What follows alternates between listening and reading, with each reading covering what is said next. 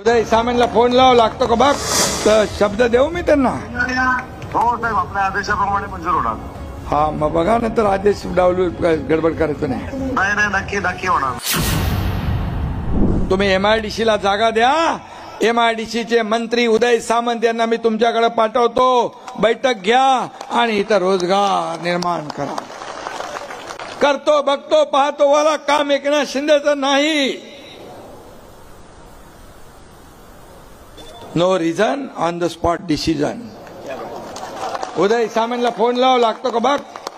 आणि म्हणून मी आपल्याला सांगतो, डॉक्टर नहाते, आप लोगों के है चाहते और लोग भी है आपके चाहते. इसलिए म्हणून तुमचा विजय पक्का होईल. 24/7 काम करणारा डॉक्टर आहे आणि एकनाथ शिंदे पण 24/7 काम करणारा आहे. मला आठवतंय, मी 2.5 वर्षामध्ये मला वाटतं 2.5 तासापेक्षा जास्ती झोपलो नसेल. 2.5 तासापेक्षा जास्ती झोपलो नसेल. मला लोक म्हणतात तुम्ही कधी झोपता. मी म्हणालो मी झोपा काढायला नाही आलोय, लोकांच्या झोपा उडवायला आलोय. नाही तर काम कसं होणार. काम कसं होणार. कमी चेंडूत जास्ती धावा काढायच्या. आणि म्हणून आपण काम केलं.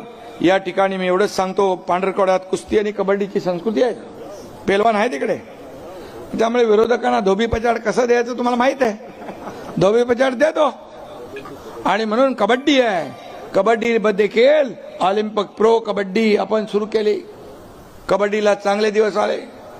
कुस्तीला देखील या ठिकाणी पैलवानांसाठी आपण काम करा. कोण आहे. हॅलो, साहेब उदय बोलतो. उदय सामंतजी, मी इथं पांढरकवड्यात सभेत आलोय.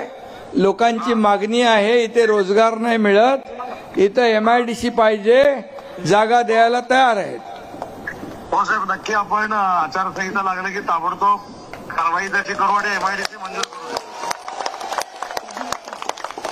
तर शब्द देऊ मी त्यांना. हो साहेब, आपल्या आदेशाप्रमाणे मंजूर होणार. हा मग बघा, नंतर आदेश डावलू गडबड करायचं नाही. नाही नक्की होणार. हा ठीक आहे. Okay, thank you. अरे जे होणार आहे ते करणार, जे नाही होणार ते नाही बोलणार. आणि म्हणून लाडकी बहीण योजना मी सांगतो, कोणी किती काही बोललं, अफवा पसरवल्या, तरी मुख्यमंत्री माझी लाडकी बहीण योजना कधीही बंद होणार नाही.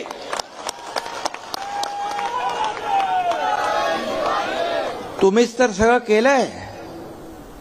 सरकार